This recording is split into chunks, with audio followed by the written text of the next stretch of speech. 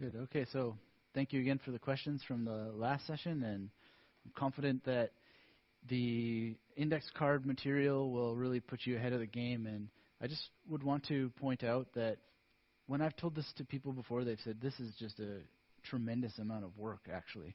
And the fact of the matter is that it seems that way, but when you put a strategy like this to work for you, it reduces your work to a great amount of basically you free up so much time for yourself by having a strategy like this. So don't let the sense of what seems like is more work distract you or push you away from trying this, because it actually creates more time. And just as an example, I wrote 3 novels while I was a grad student and wrote a dissertation and published stuff and was active in the film industry, film culture and the small publishing culture, and I was playing music, and I made solo albums of spoken word poetry and was performing in the city. And I had that time precisely because when I went in to do my studies, I had a strategy, and it was rock and roll. Like, there's no wasted time on looking at books without a strategy and, how am I going to get all this information in my head? So just to briefly sum up, index cards are magical, and they're miraculous, and they're just a beautiful way of preparing yourself in addition to having memory palaces prepared, which once you start doing it really takes 5 minutes to get a good memory palace together, even less. So this is really powerful stuff. Now we want to get into how to recall memorized information.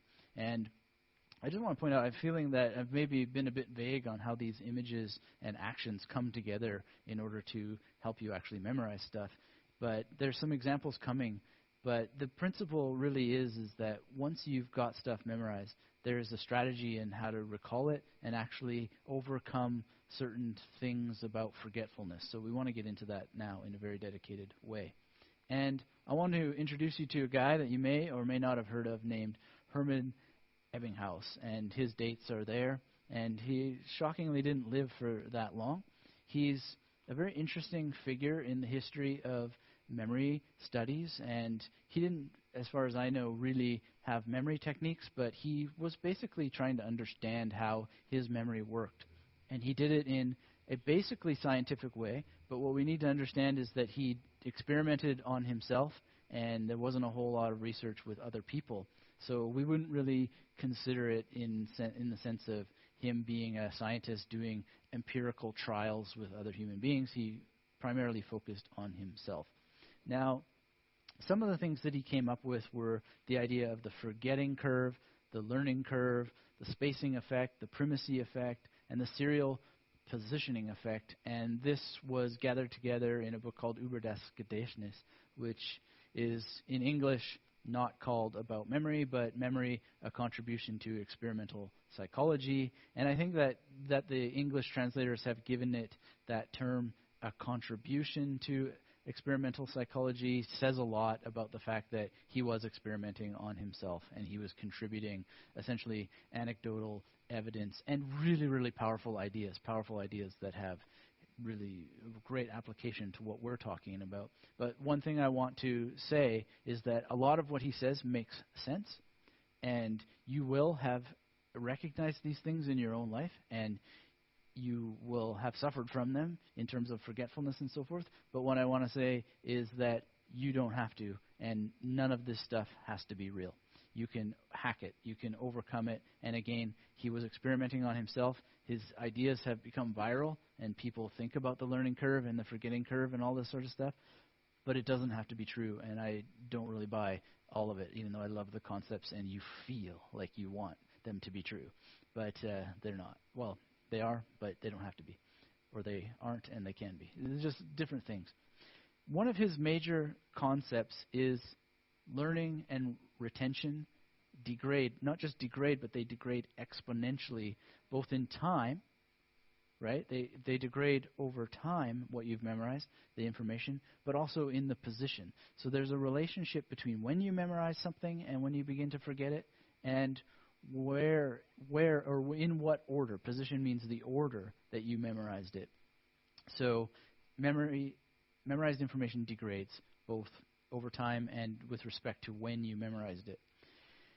So there's something called the primacy effect, and the more time you spend, it is said, on memorizing something, the more attention you give it, the more primal, or not primal, the more primacy you give it, the greater the chance you give your mind to put it into long-term memory. And the idea is that this is happening due to processing. You're not only just paying attention to it, but you're processing it. One of the things that I find very, very difficult about this concept is that actually looking at information is not necessarily processing it. Actually, reading and writing can obviously involve some level of processing, but the fact that you're spending more time attending to something does not mean you're processing it. And this is the debate about spaced repetition software and these sorts of things that bring back information on structured patterns. Just because you're paying more attention to it and you're paying attention to it in structured ways doesn't mean that you're actually processing it. And I always call spaced repetition software the blunt force hammer of learning, because it doesn't necessarily mean that you're processing. You're just sort of bombarding yourself with the same information, praying and hoping that it will get into your memory at some point. But let's just say that what Ebbinghaus said about the forgetting curve, memorized material degrading exponentially, let's just say that that's true. And ask ourselves, what happens to the forgetting curve when we use his ideas of spacing, the order in which that we memorize material, and we put our attention on how that we can work with this stuff? What happens if we think differently about the time that we spend on memorizing? What happens when we think differently about how we position what we've memorized? And what happens when we think about processing information? Harry Lorraine told me in the interview, and he said it many times, but I always like to say that he told me because he did when we had this interview, but he said the reason why that we forget people's names, for example, is because we never paid attention to them in the first place. And these procedures that I've been telling you about, using memory palaces and then creating associative imagery, just to go back to that example, guy kissing a tiger with Statue of Liberty, that's actually doing something more than processing. That's processing information in a particular way by associating it. And so you're not just looking at it in general with the idea that because you've read it, you're adding it to a pool of things that you already know, which of course you are, and things will go into your memory because of that, but you're paying attention to it and processing it through association by enlivening it, giving it context, and using your imagination so that your imagination is learning and memorizing it as well. So what happens when we approach things that way? All of these ideas that Ebbinghaus identified. Well, this process of questioning all of this has led me to come up with what I call recall rehearsal. And, you know, I just have said some negative thing about spaced repetition software being the blunt force hammer of learning, but recall rehearsal is spaced repetition, except for the software is you. And you choose the pattern based on strategy, and you also do it from within your mind. So instead of having externalized software or index cards or flashcards that you use to memorize stuff, you're actually using your imagination as the index card, as the spaced repetition software that's bringing you the information. And we're going to talk about that in detail. And one of the things that makes recall rehearsal work magically and amazingly is that it's a way of organizing and tracking how you're memorizing. And it's well known that what we measure, or it's theoretically well known, and I've seen that effect in my own life and in the lives of many people that I've studied who engage in these things, including everyone from Benjamin Franklin to Richard Branson. If you are measuring what you do improves.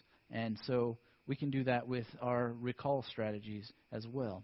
So what I'm showing you here is how exactly that I go about setting myself up to create information using Excel files in order to set up a recall rehearsal strategy.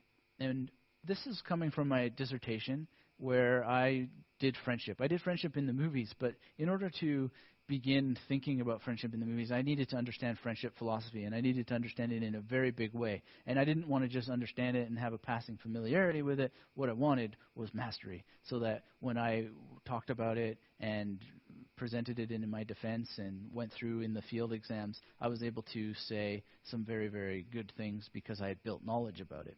And so what I did is I created an alphabetical system of memory palaces.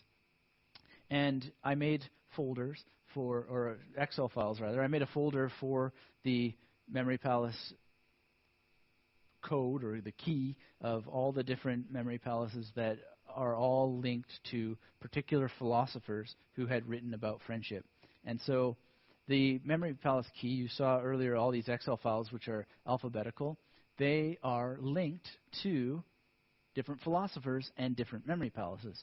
So Aristotle is the philosopher who talked about friendship in great detail in the Nicomachean Ethics, and he also talked about it in other areas of his philosophy, but that's a very, very major area. And so Aristotle starts with A. I have a friend named Alan, actually Alan Haig-Brown, amazing writer if you ever have a chance to check out his stuff. And he's an amazing photographer as well. If you know that photograph of me sitting at my desk, he took that. And he's a very, very nice guy, and he also let me babysit or house sit his house while he was in different parts of the world. And in any case, I know his house very, very well. And his name happens to start with A. So we have Aristotle and we have Alan. And so I'm linking this so that my mind has a place to go when I want to recall stuff that I've memorized from Aristotle about friendship, AA.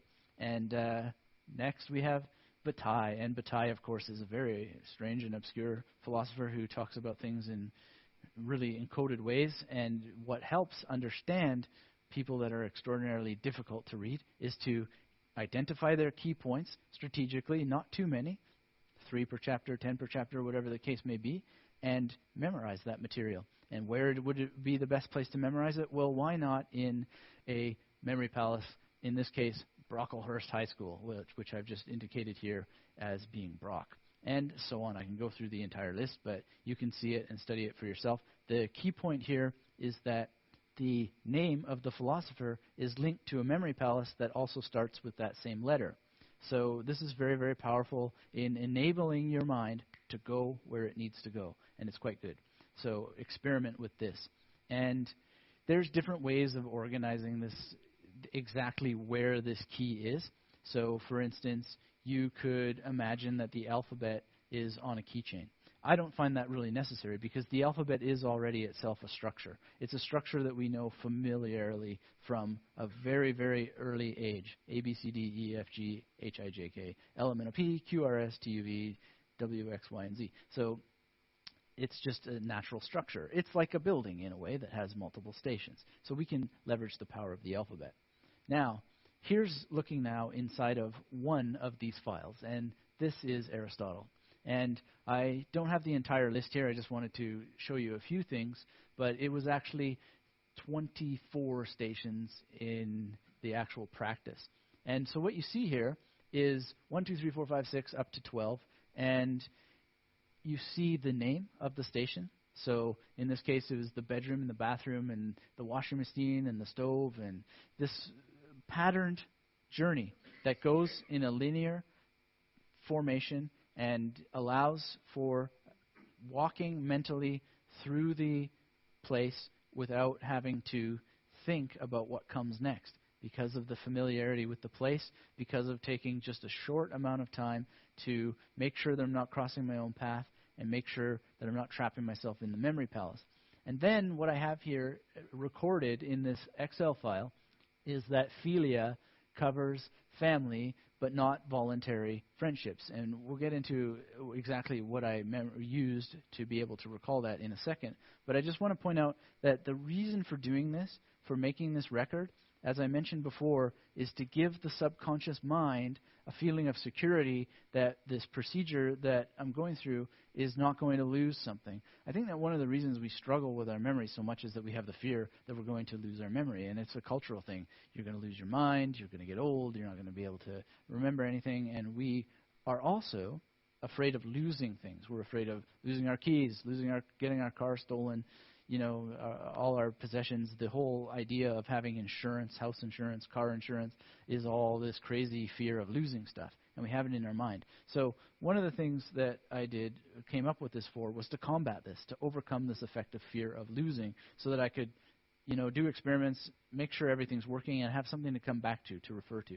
Incidentally, these points were also on index cards. And I would never memorize anything verbatim from these books. I want to actually be able to have it in my own language, right? If I want to memorize actual quotes from the book, can do that. But what's more powerful is to be able to go back to the index card for the actual quotes for writing, for representing that material. So this is just basic points of what the material is.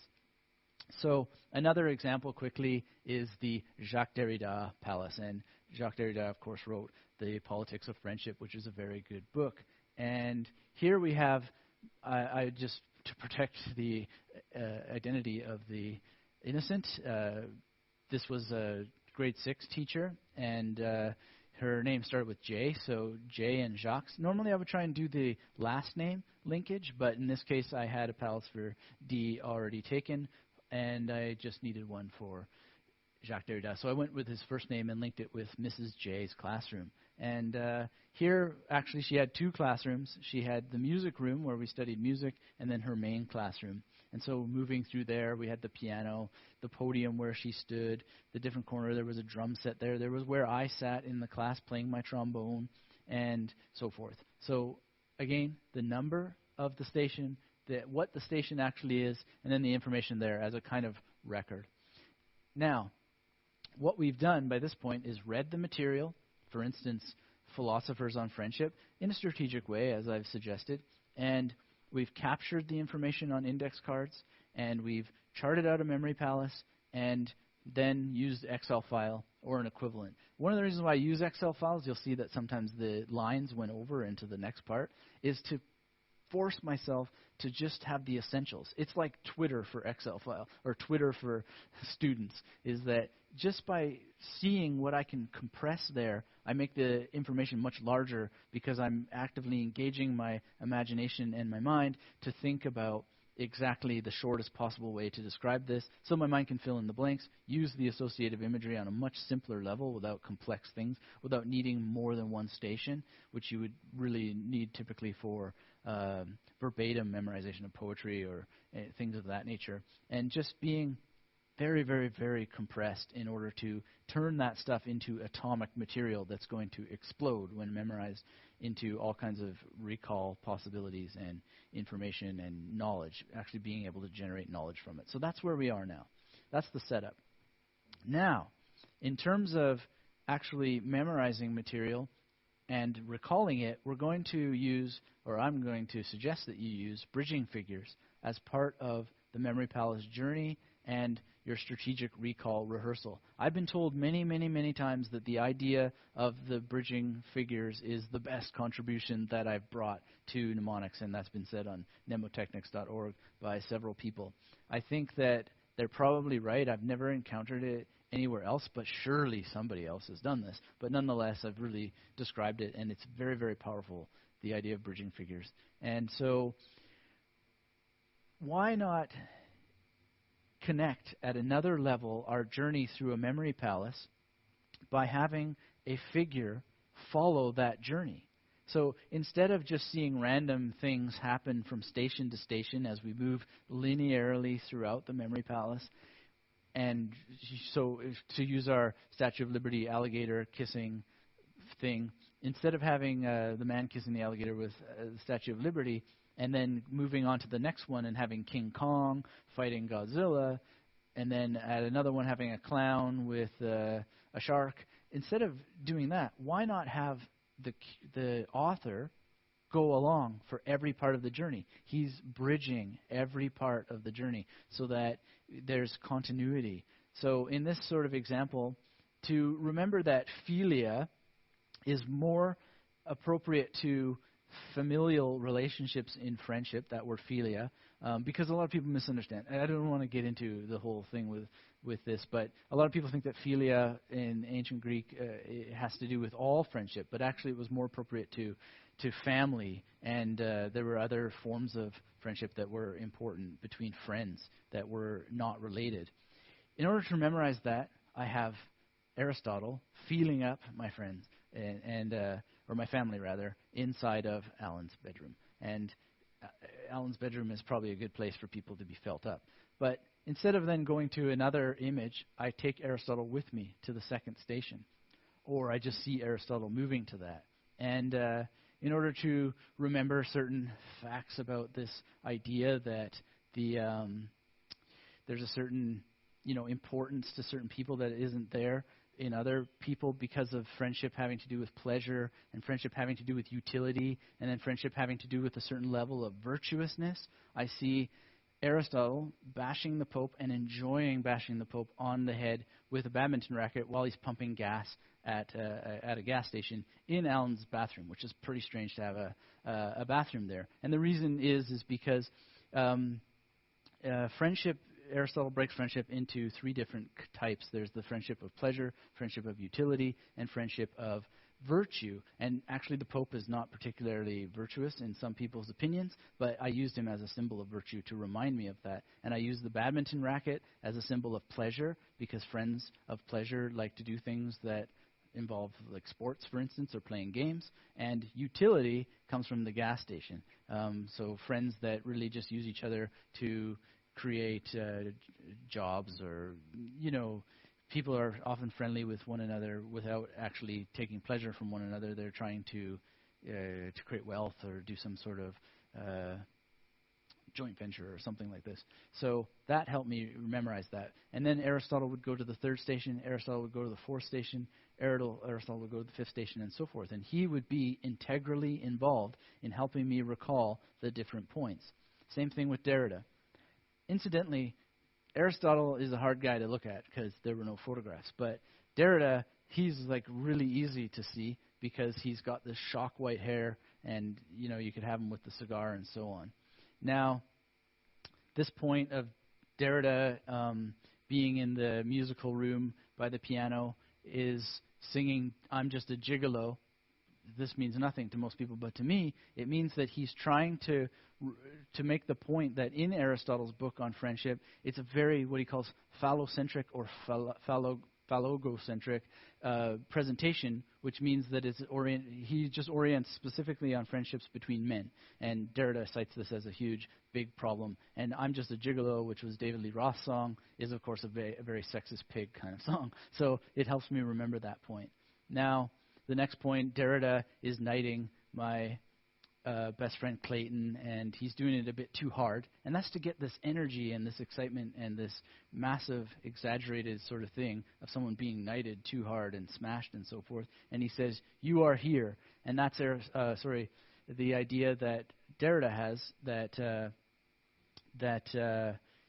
the friend is somehow knighted, and you're always putting them up on a pedestal and so forth, and making them basically the heir to your knowledge, to your value. And this is an idea. I mean, again, I don't want to get into what all this stuff is, but it helps me recall that. And then I'm able to begin talking about it. And I want to say that this was in 2009, so I haven't really revisited this stuff. But at that time, I was really, really sharp at being able to do it and just quickly seeing this information, decoding it, and being able to connect it with all this other stuff as I wanted to. And I didn't have to start at station number 1. I could go to station number 10 as easily as station number 20. But this is basically how it works. You have identified a piece of information. You've placed it along the journey. You then create associative imagery, and I want to stress it's hard to really show you exactly how exaggeratedly this piano is being played, singing "I'm Just a Gigolo." It's loud, and it's bright, and it's vibrant, and it's really, really big, and it's super exaggerated. And again, Derrida isn't just knighting my friend with this sword, he's bashing him with it, and it's just really, really intense. And that's just in the memorization process, to really explode this sort of thing so that you get that rubbernecking effect while you're walking through the memory palace, and you just need to look at it. So this is basically what you're going to do when you recall the information as well. When you do this recall rehearsal, you're going to revisit that journey, and you're going to do so in a linear manner, but here's where we're going to start getting over the forgetting curve, because there is this sort of idea that what you memorize more recently is better recalled. And there is this kind of idea that what you memorize in the third position or the fourth position of information is not nearly as, it doesn't have a very good position in your mind, and so you're more likely to forget that. So in order to combat these ideas of the forgetting curve and so on, we do a little bit of mathematical calculations. And one thing that you can do is Dominic O'Brien's rule of 5. And this is quite well known in the memory community, and it's a specific strategy of practicing recall so that you're encouraging the information to go into your long-term memory. So let's say you've memorized 10 things. You want to review it immediately. What does review mean? Review means actually walking through your memory palace. If you're not using memory palace as some other technique, then you want to review it in the way that that technique would be reviewed. In this case, the immediate review is through the memory palace. The second review, he says, is 24 hours later. Then he says 1 week later, 1 month later, and 3 months later. And I think that that is pretty good, but we can do better and we can do more, because we're people as students who are paying thousands and thousands and thousands of dollars in order to be able to have the opportunity to work through ideas, to create ourselves as better citizens, and hopefully professionalize ourselves and get degrees and so forth. And this is something that probably isn't going to help that much, because we need it faster, we need it more with greater integrity, and we need it, sometimes in tight conditions. So you might not have an exam 3 months later. And also, I just think that there's another problem here, because at least in my reading of O'Brien, he's also talking about doing this recall in a linear fashion. And if we do things in a linear fashion, then we're going to have the serial positioning effect problem, and we're going to have the problems of the forgetting curve, and this idea that memorization degrades exponentially in terms of of the recency effect, how recently that you encountered it. So how can we hack this?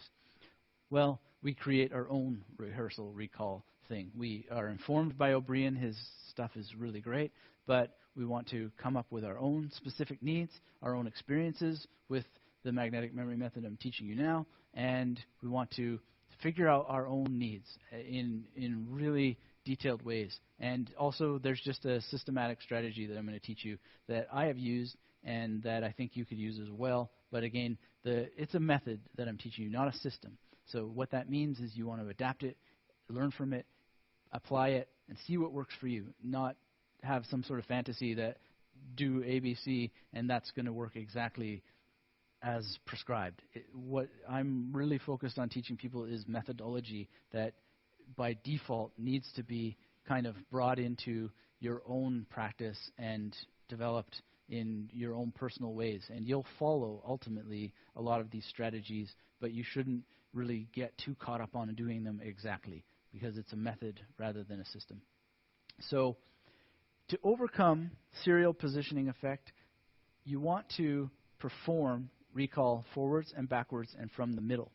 So what I've represented here is moving linearly in the order that the material was memorized in, the beginning of the memory palace journey to the end.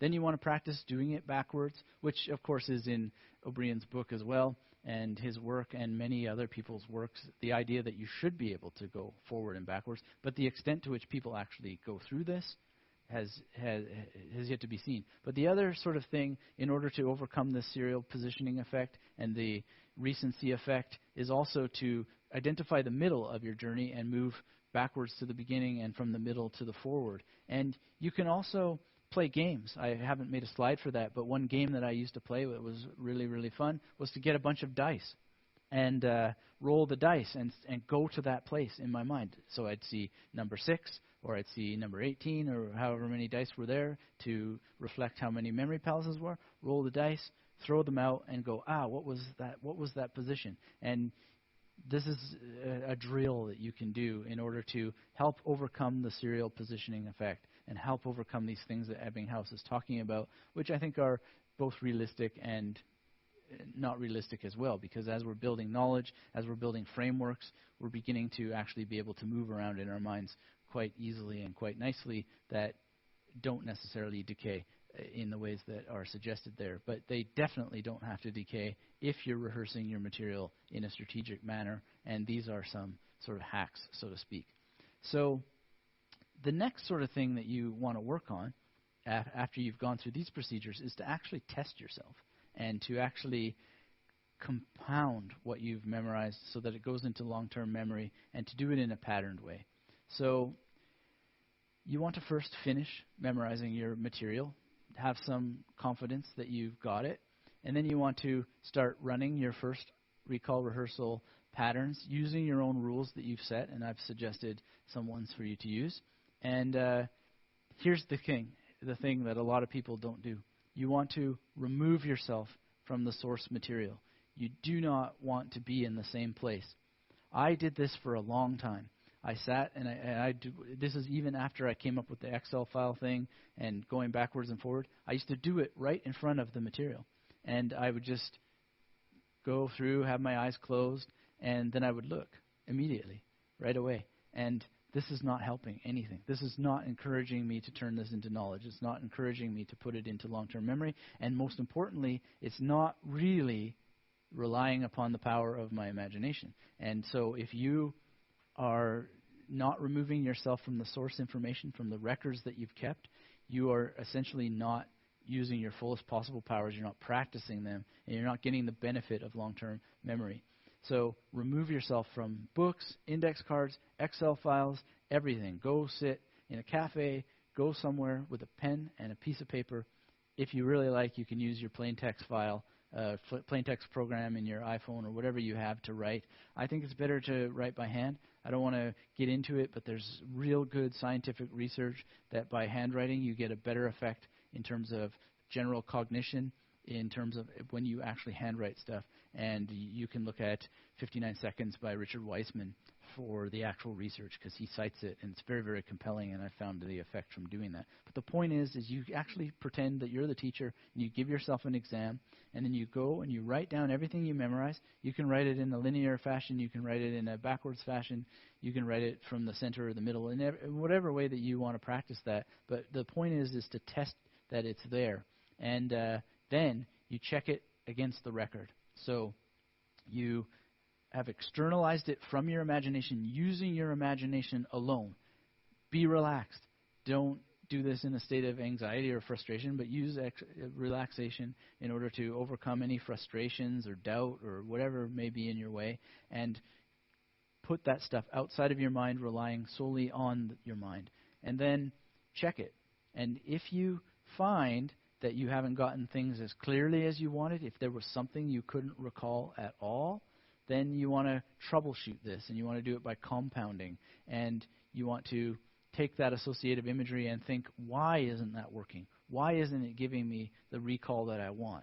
And compounding can involve changing things, replacing the associative imagery, or working on focusing on that crazy colors and bizarre actions and so forth. Or it can involve adding something new. And typically, I think that adding something new is a very good strategy, so long as you're not cluttering things and making things worse. All of this comes through experimentation. So if you're using this, you have a real need to actually experiment with what's going to work with you. But in general, compounding is just somehow troubleshooting to make sure that it's working. And you're not going to have the ability to compound if you're constantly looking back and forth while you're testing your memorized material. You need to isolate yourself to reproduce it, to really feel that. And the magical golden thing here is that you're actually getting it into your long-term memory, but through several procedures at once that you're doing in real time.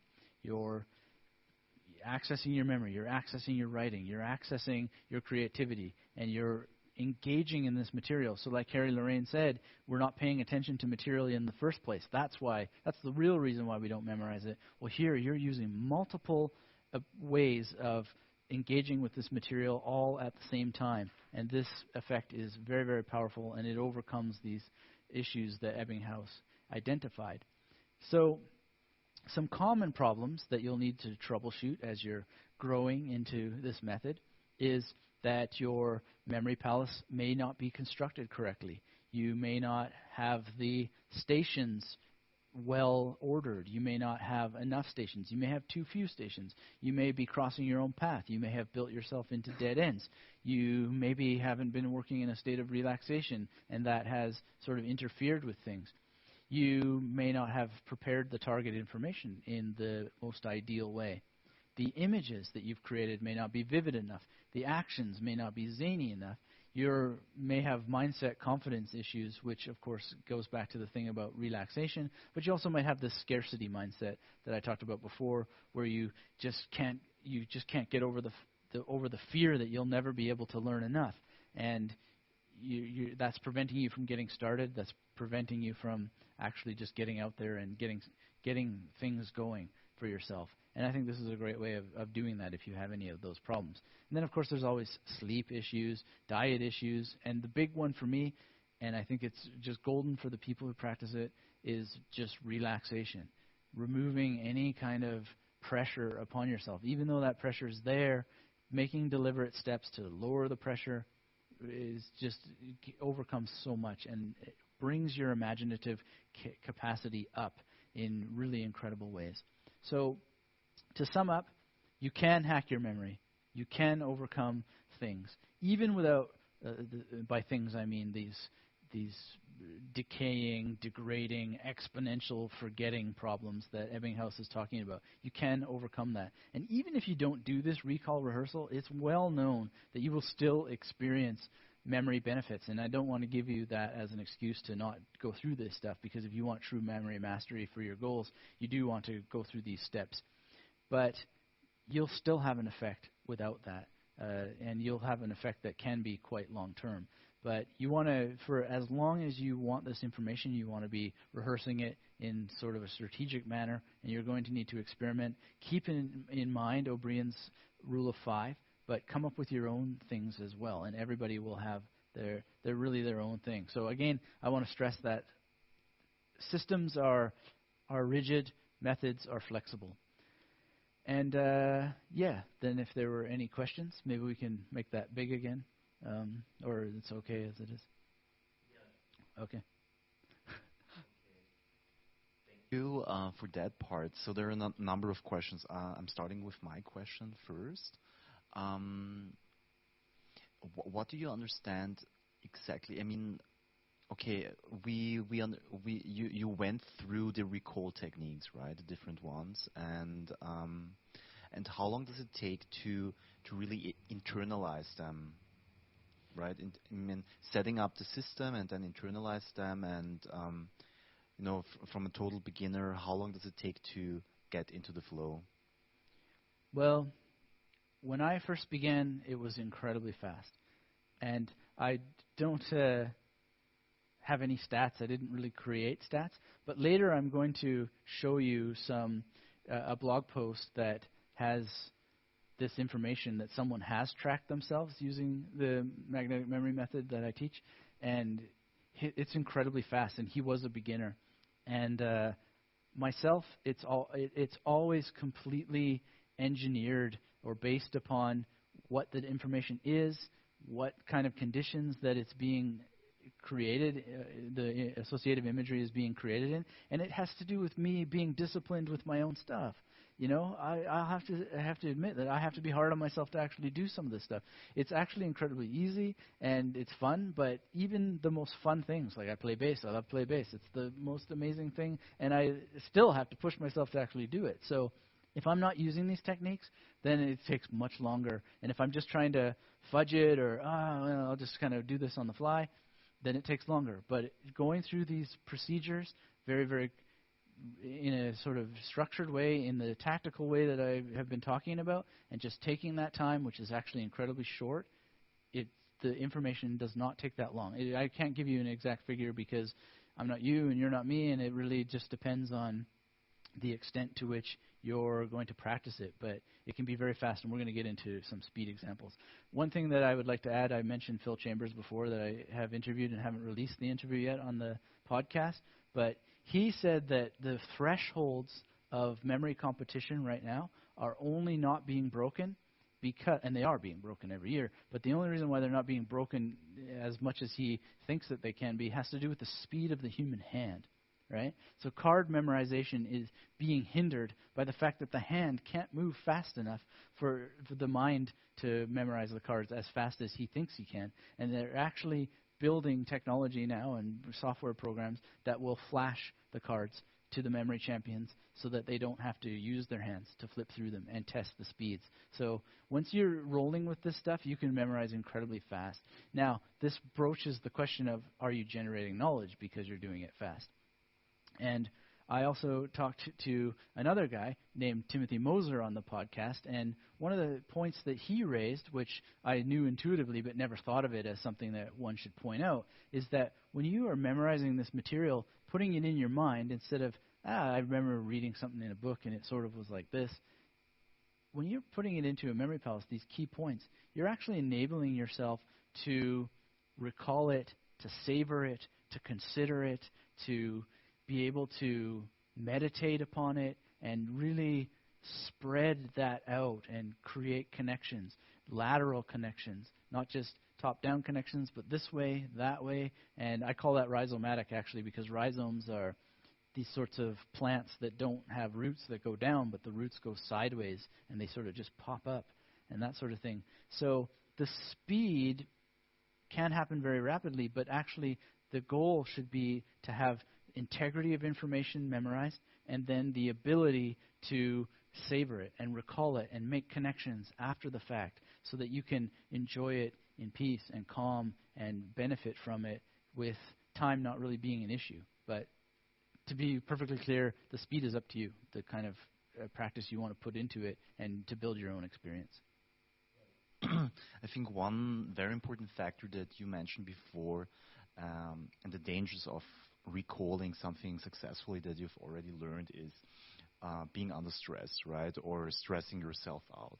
I mean, I personally, I've had issues with that because I personally always thought while I was learning, I have no time or I have to learn faster. And this voice was always saying those things, right? But in the end, it hindered me immensely learning something and also recalling something, right? So it's really, really important to be in a state of relaxation, and so it becomes smoother when it comes to learning and recalling at the same time.